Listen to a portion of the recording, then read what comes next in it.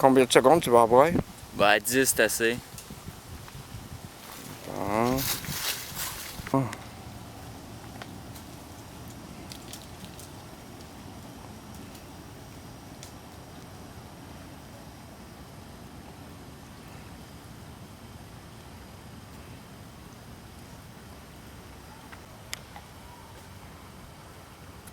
Je vais d'abord commencer par vous parler des principaux déséquilibres de l'alimentation nord-américaine qui m'ont amené à vouloir construire une alimentation qui pourrait compenser ces déséquilibres afin de rajeunir mon corps.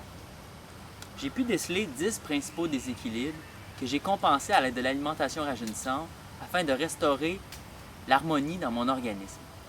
Donc, je vais vous les énumérer et puis nous allons les passer un par un afin de voir les solutions qui s'offrent à nous pour combattre ces déséquilibres. Le premier déséquilibre de l'alimentation nord-américaine est le fait que c'est une alimentation qui est très riche en oméga 6, mais très faible en oméga 3. Finalement, ce qui se produit, c'est que quand ces deux gras sont consommés dans un ratio qui n'est pas selon nos origines alimentaires, ah non, c'est pas bon, c'est pas bon. Donc pour débuter ce DVD, j'aimerais vous parler des principaux déséquilibres de l'alimentation nord-américaine que j'ai dû apprendre à combattre afin de construire l'alimentation rajeunissante. Donc, nous allons énumérer, j'ai trouvé 10 déséquilibres que j'aimerais vous parler, dont j'aimerais vous parler. Et je vais vous offrir les solutions et les problèmes.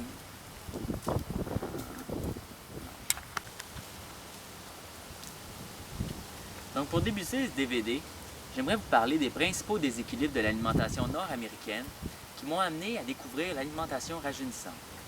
En fait, tout ce qui est en rapport avec la santé, c'est vraiment une question d'équilibre. Pour restaurer la pureté d'un organisme abusé par la malbouffe et la pollution de notre époque, il faut apprendre à rétablir l'harmonie dans notre organisme afin de combattre les déséquilibres engendrés par l'alimentation nord-américaine. Donc, j'ai trouvé 10 déséquilibres à l'alimentation nord-américaine qui doivent être compensés par l'alimentation rajeunissante. Je vais vous les énumérer, puis vous les détailler, afin de vous faire voir l'ampleur des bénéfices associés à l'alimentation rajeunissante et aussi les méfaits de l'alimentation nord-américaine. Donc, pour commencer, le premier déséquilibre, c'est le fait que l'alimentation moderne est trop riche en gras oméga 6 et trop faible en gras oméga 3.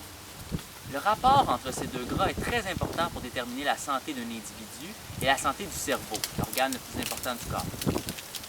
Donc, dans l'alimentation nord-américaine, nous consommons beaucoup d'huile par le biais de les fritures, les pâtisseries, et la plupart des produits commerciaux contiennent des huiles afin d'augmenter les contenus en gras.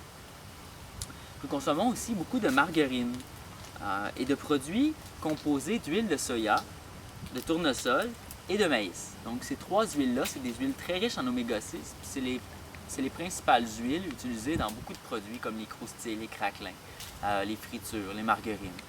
Donc, ce sont de grandes sources d'oméga 6 qui nous offrent aucun oméga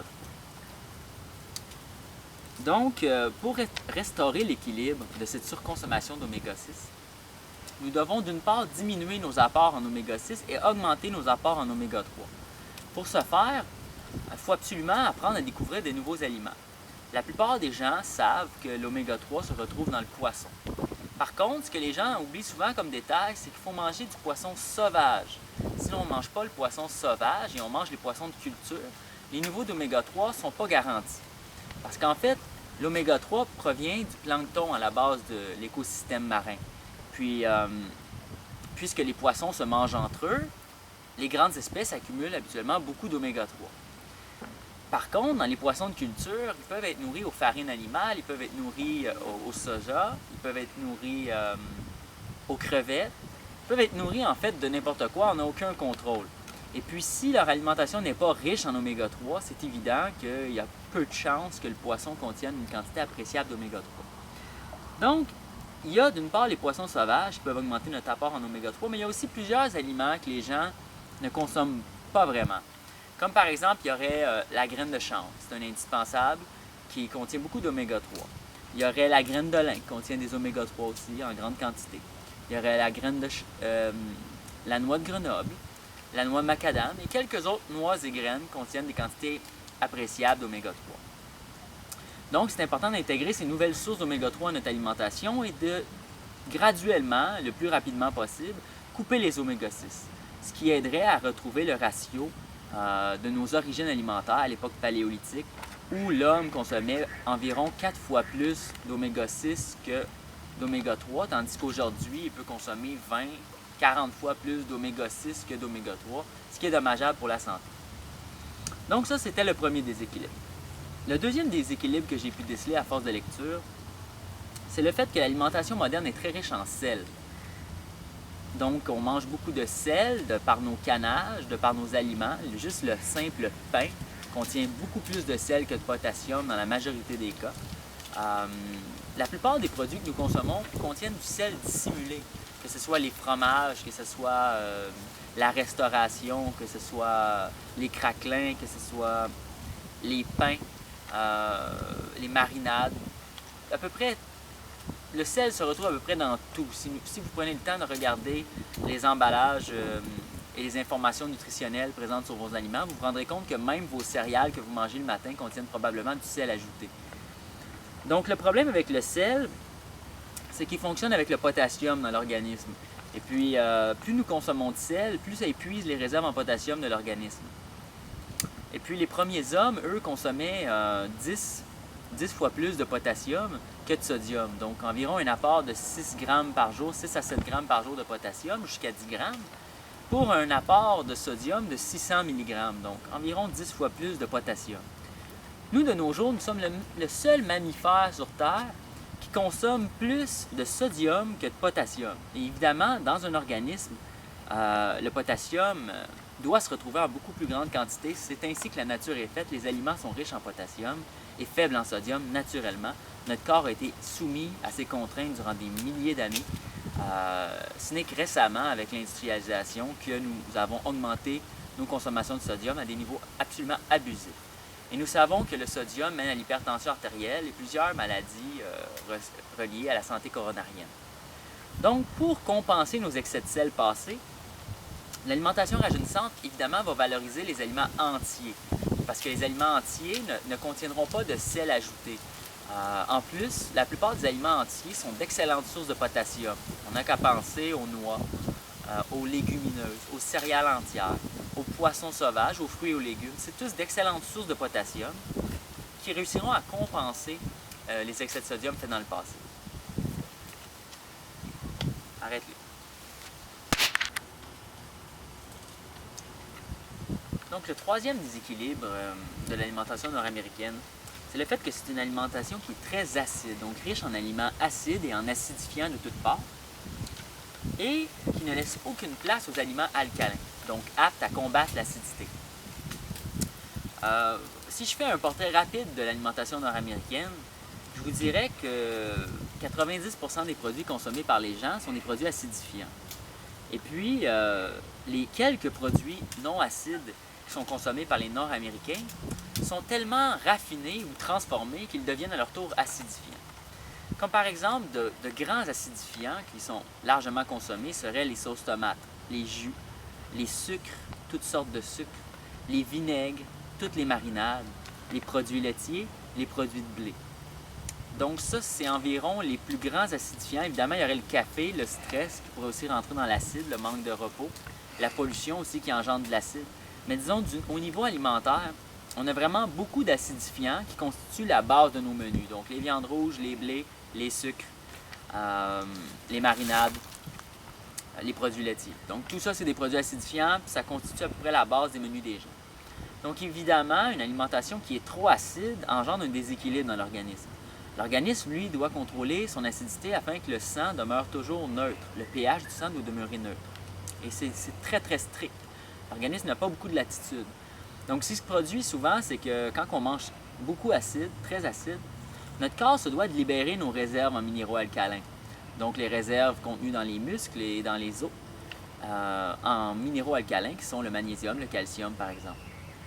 Donc, ce qui se produit, c'est que notre corps épuise ses réserves en minéraux alcalins pour neutraliser les quantités d'acide que nous consommons. Évidemment, à long terme, cela affaiblit l'organisme énormément. Et puis, l'organisme finit par accumuler de l'acide. Parce qu'évidemment, il ne peut pas toujours agir parfaitement et tout éliminer.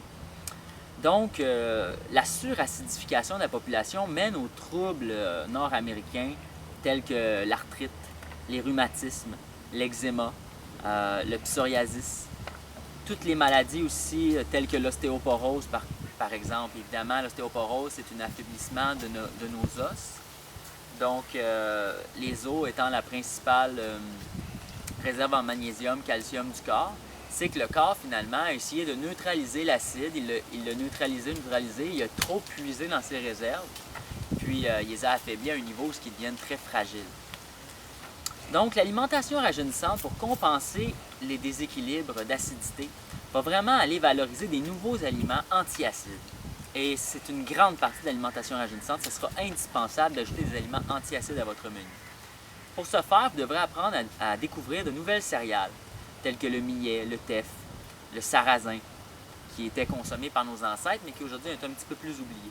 Il y a évidemment le riz, largement consommé en Asie, ce qui explique peut-être pourquoi eux ont moins de problèmes d'arthrite que les Nord-Américains.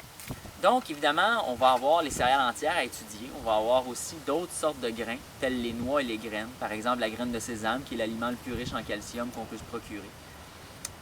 Et puis, il va falloir couper les acidifiants, tels les produits laitiers, le blé, le café, et puis les sauces, les jus, les sucres à assimilation rapide principalement. Donc ça, c'est un autre des secrets de l'alimentation rajeunissante. Le quatrième déséquilibre va un peu avec le troisième. C'est le fait que l'alimentation nord-américaine est trop riche en sucre à assimilation rapide et en sucre raffiné. L'ensemble des aliments à indice glycémique élevé, donc les sucres raffinés, les glucides raffinés, engendrent dans notre corps une augmentation rapide de notre taux de sucre sanguin et demandent à notre organisme de sécréter de l'insuline très rapidement, des grandes quantités, afin que le sucre qui voyage dans notre sang soit absorbé par nos cellules. Le problème, c'est que les chercheurs s'entendent pour dire qu'à long terme, ce phénomène participe à l'apparition des maladies telles le diabète, l'hypoglycémie et l'artériosclérose, donc en fait les dommages liés à la santé cardiovasculaire. Évidemment, les Nord-Américains consomment beaucoup de sucre à assimilation rapide, que ce soit les boissons gazeuses, que ce soit encore une fois les pâtisseries, les grignotines de toutes sortes, les gâteaux, aussi ne serait-ce que seulement les bonbons et les confiseries qui sont consommés par bien des gens. Donc, tous ces sucres à assimilation rapide, sur des années, un Nord-Américain moyen consomme 55 grammes par année de sucre raffiné. Donc, ça vous donne une idée, c'est environ 150-140 grammes par jour de sucre. C'est peut-être 3 boissons gazeuses, 3 canettes de boissons gazeuses, puis une pointe de tarte. Donc, les gens consomment énormément de sucre, ce qui endommage leur santé cardiovasculaire, qui les acidifie, puis qui les amène tranquillement vers des problèmes de santé qu'on connaît de nos jours. Évidemment, pour arrêter les dommages causés par les sucres à assimilation rapide, il faut vraiment falloir les mettre de côté et aller chercher les aliments qui libèrent leur sucre graduellement.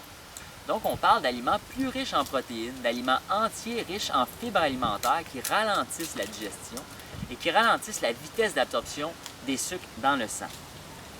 C'est pourquoi, encore une fois, les aliments entiers sont la clé pour guérir un corps abusé au sucre raffiné.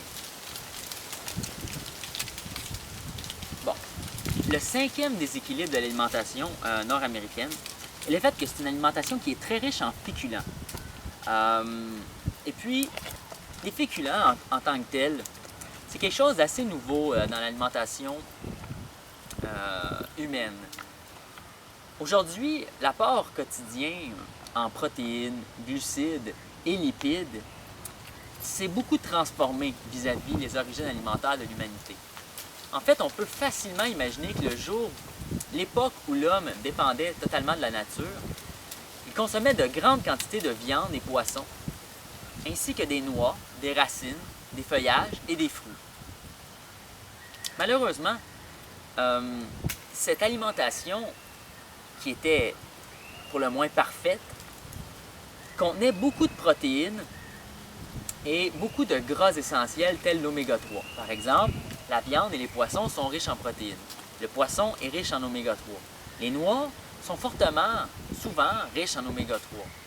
Et à l'époque, même le gibier et les animaux sauvages étaient aussi riches en oméga 3. Il y avait beaucoup plus d'oméga 3 dans la chaîne alimentaire terrestre. Donc, on consommait beaucoup de protéines et de bons gras, mais très peu de glucides. Pourquoi? Parce que les glucides proviennent principalement de nos jours des céréales. Donc, on parle du blé, on parle du riz, on parle de n'importe quelle céréale, que ce soit le millet, le teff, peu importe. Ce sont de bonnes sources de glucides. Et l'apparition de l'agriculture et des cultures, des grains qu'on connaît et qu'on consomme aujourd'hui, date d'au maximum 10 000 ans. Donc, c'est quelque chose de nouveau pour notre organisme, de consommer de grandes quantités de glucides. Et nous avons mis un peu trop de côté la consommation de bons gras et de plus grandes quantités de protéines. C'est pourquoi on parle souvent, et je suis certain que vous avez déjà entendu parler, des régimes riches en protéines. Donc, on dit aux gens, mangez des viandes et quelques petits légumes faibles en calories, et vous allez perdre du poids, vous allez vous sentir mieux dans votre corps. Évidemment, c'est vrai en quelque sorte. Si vous mangez plus de viande et que vous mangez seulement des légumes et des fruits en faible quantité, vous risquez de vous sentir mieux parce que vous allez retrouver un peu plus le spectre auquel votre corps est habitué en macronutriments, ce qui veut dire beaucoup de protéines et des herbes, des plantes pour tonifier l'organisme. Mais le problème, c'est qu'aujourd'hui, les viandes qu'on consomme ne sont plus de la qualité de celles de nos ancêtres. Donc, on ne peut pas seulement se fier aux viandes, car les viandes sont de plus en plus encrassantes. Il faut absolument aller chercher des protéines ailleurs. De plus, on n'a pas le choix. Pour aller chercher de l'oméga 3, il faut aller chercher du poisson. Mais vu que le poisson est rendu à un certain niveau trop pollué, on ne peut pas le consommer chaque jour. On ne peut pas le consommer tant qu'on veut.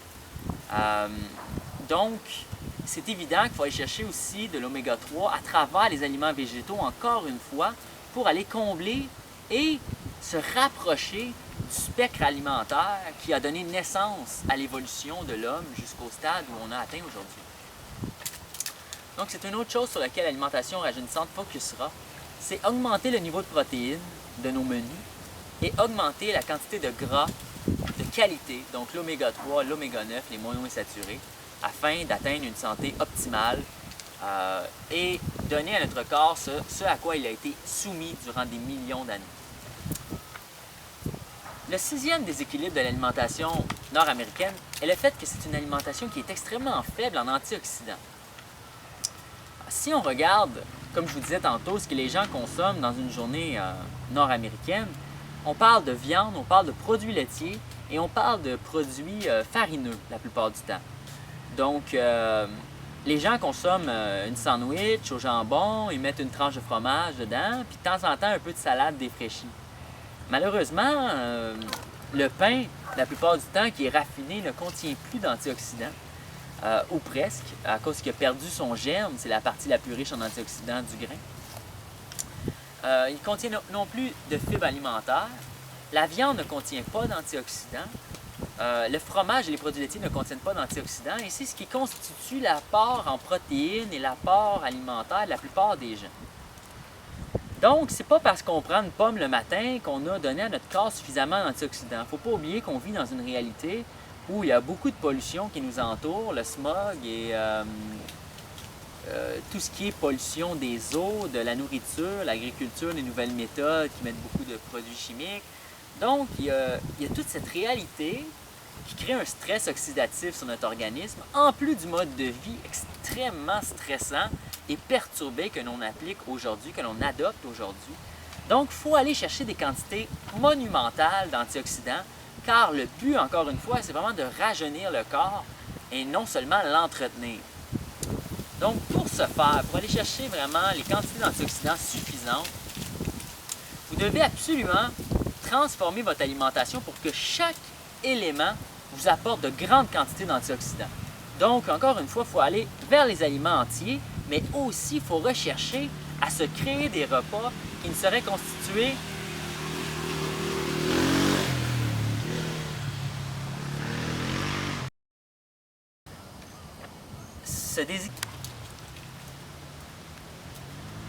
Donc, encore une fois, ce qui est vraiment important, c'est d'aller vers les aliments entiers que sont les noix, les légumineuses, les fruits et légumes, augmenter nos portions de vie dans notre assiette, car chaque aliment végétaux est une source considérable d'antioxydants. Le 7e déséquilibre de l'alimentation nord-américaine, c'est le fait que, évidemment, c'est une alimentation qui est surabondante. Évidemment, tous ces déséquilibres sont interreliés. L'alimentation nord-américaine est surabondante parce que, justement, on ne consomme pas suffisamment de protéines.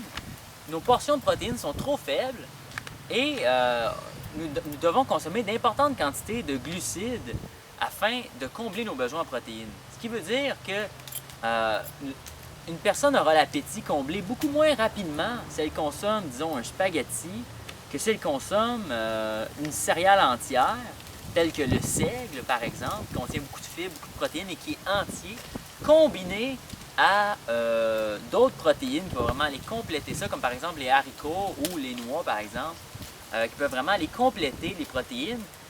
Ce genre de repas-là va vraiment donner un sentiment de satiété plus rapide que si vous prenez seulement des féculents, comme par exemple juste de la pomme de terre, ou par exemple du pain avec des pâtes. C'est seulement des féculents et des protéines qui ne sont pas entières. Donc si vous prenez des protéines qui ne sont pas entières, votre corps va vraiment vous donner le message d'en consommer plus. Plus parce que lui, ce qu'il recherche en fin de compte, c'est les protéines. Et il n'a pas obtenu la quantité, il n'a pas obtenu satisfaction, il n'a pas ce qu'il veut, il en veut plus. C'est pourquoi, lorsque j'étais jeune, je pouvais consommer une demi-boîte de céréales, alors qu'on nous dit qu'un bol serait suffisant. Mais en fait, ces céréales qu'on vend aux jeunes sont tellement faibles en protéines. Je vous invite à aller vraiment regarder les fiches nutritionnelles. Ils sont tellement faibles en protéines qu'ils ne comblent pas l'appétit. Les sucres ne comblent en rien l'appétit, ils nous apportent des calories vides. Donc, nous mangeons trop et cela participe au déséquilibre corporel, donc l'embonpoint et toutes les maladies qui peuvent en découler d'une suralimentation. D'ailleurs, un des principaux secrets de la longévité est de diminuer notre apport calorique, ce que nous ferons à travers l'alimentation rajeunissante en allant chercher des combinaisons alimentaires efficaces qui peuvent combler notre appétit. Donc, le 8e déséquilibre maintenant. Le 8e déséquilibre est encore un déséquilibre de consommation de gras. Nous consommons beaucoup de gras saturés à travers les produits animaux. Les gras saturés sont reconnus pour pouvoir former des plaques de graisse dans les vaisseaux sanguins qui mènent à des maladies telles que l'artérosclérose. Donc là, il y a un avion qui passe.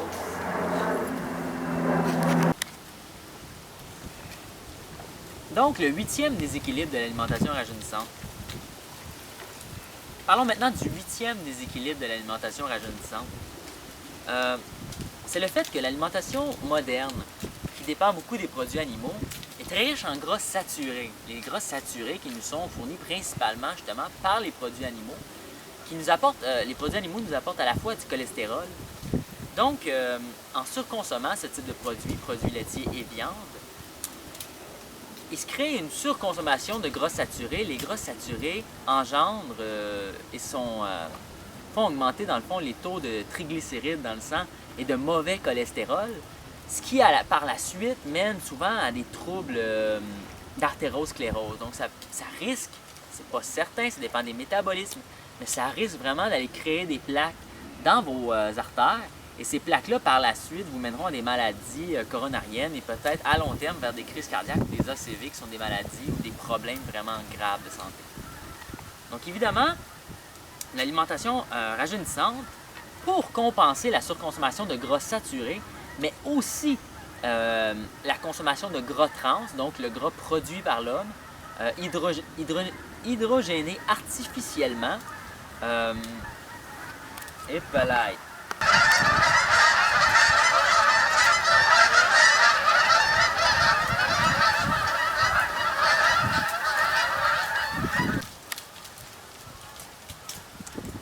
Donc, le 8e déséquilibre de l'alimentation nord-américaine, c'est le fait que c'est une alimentation qui est très riche en mauvais gras. Tantôt, je vous ai parlé de l'oméga 6 qui était surconsommé, mais il y a aussi un autre problème qui est la surconsommation de gras saturés et de gras trans. Donc, évidemment, Cela découle naturellement de l'alimentation nord-américaine. On consomme tellement de produits laitiers et de viande pour aller chercher nos protéines parce qu'on consomme aucune protéine végétale qui ont de l'allure.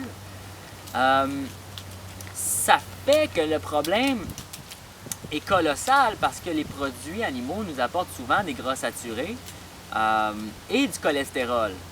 Le problème de ces gras, évidemment, est qu'ils peuvent augmenter le taux de triglycérides sanguins et favoriser l'augmentation du mauvais cholestérol dans l'organisme, ce qui mène par la suite à des troubles de santé, comme par exemple les maladies coronariennes. Parce que le cholestérol, les gras saturés peuvent vraiment aller former des plaques dans les vaisseaux sanguins et graduellement les obstruer. D'une autre part, nous avons le gras trans qui est excessivement présent encore aujourd'hui, même s'il y a plein de produits qui affichent zéro gras trans.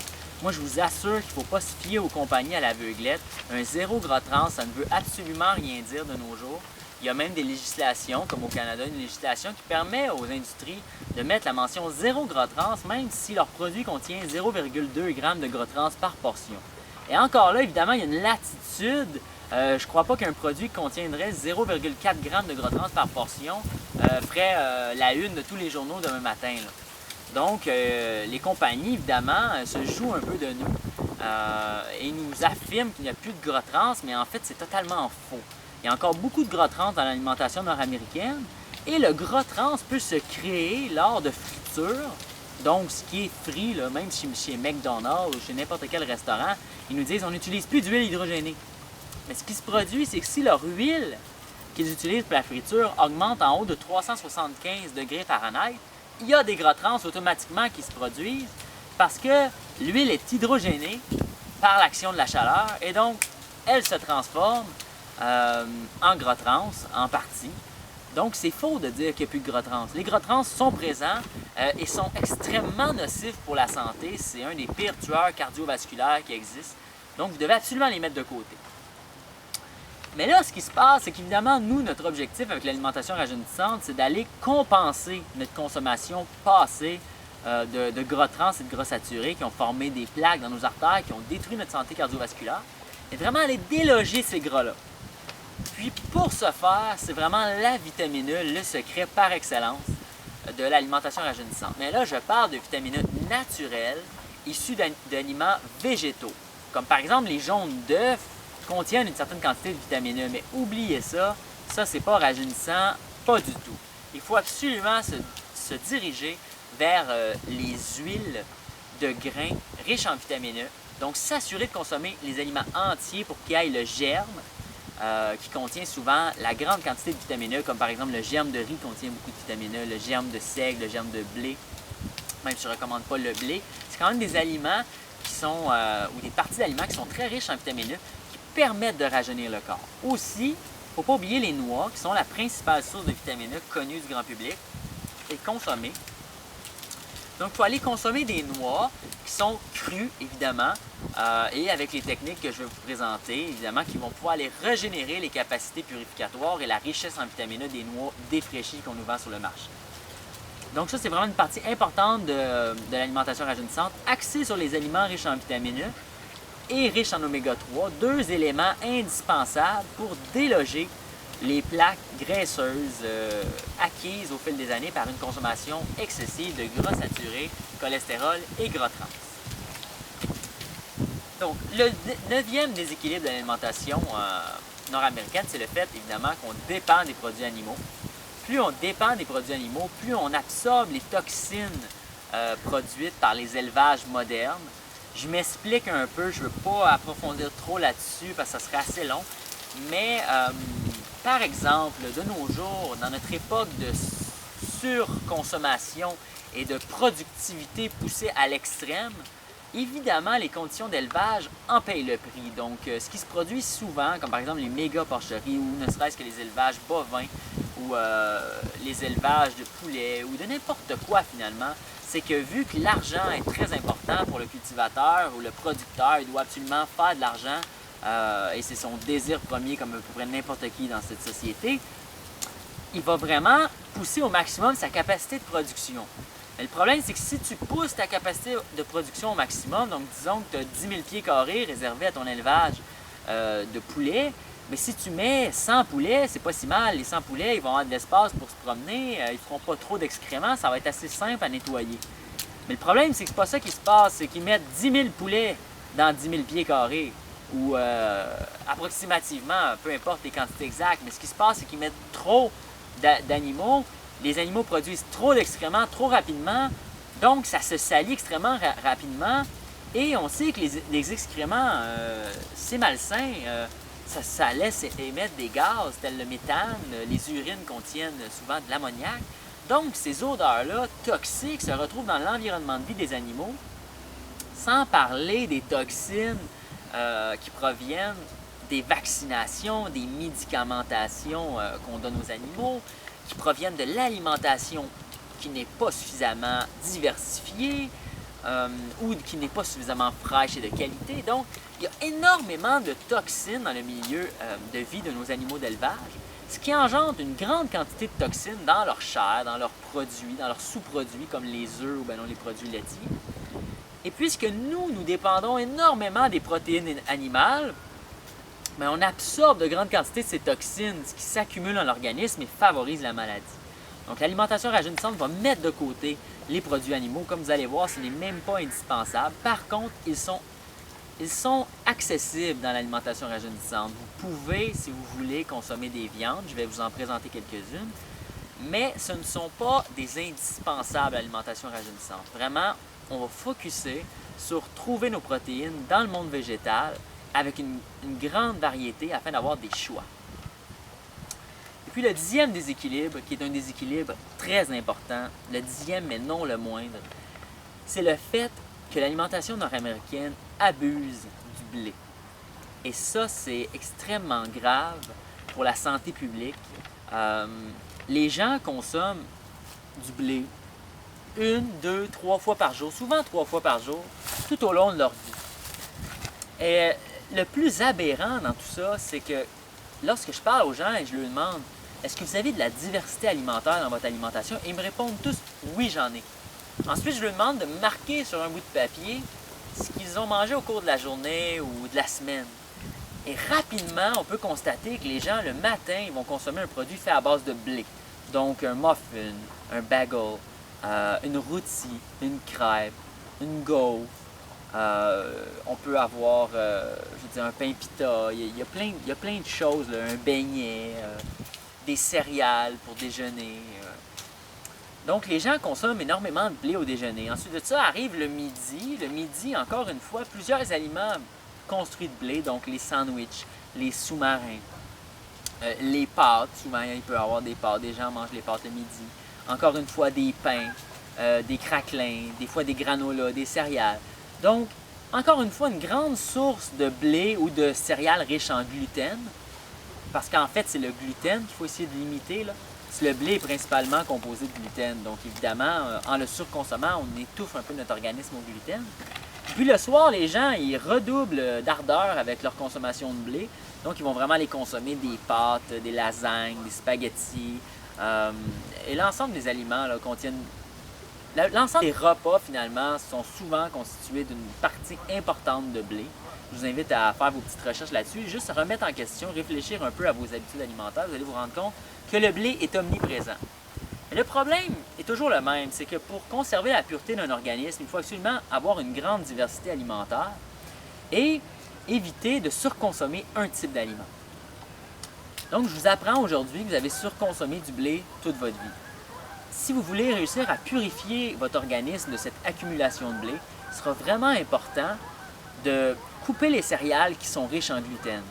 Donc ça veut dire l'orge, le blé, l'avoine. La plupart des céréales qui sont consommées par les gens, vous allez voir, ils sont toutes énumérées dans le guide alimentaire rajeunissant. Donc il faudra couper ces céréales-là et couper aussi les produits laitiers. Pourquoi couper les produits laitiers? Parce qu'en fait, les animaux d'élevage, que ce soit la viande qu'on consomme, les produits laitiers, les œufs, peu importe, sont souvent nourris aussi abusivement aux céréales riches en gluten, donc blé et orge. Ce qui engendre encore une fois une accumulation dans leur... Donc, c'est sûr que les animaux d'élevage aussi sont fortement nourris de blé et de céréales riches en gluten, telles que l'orge.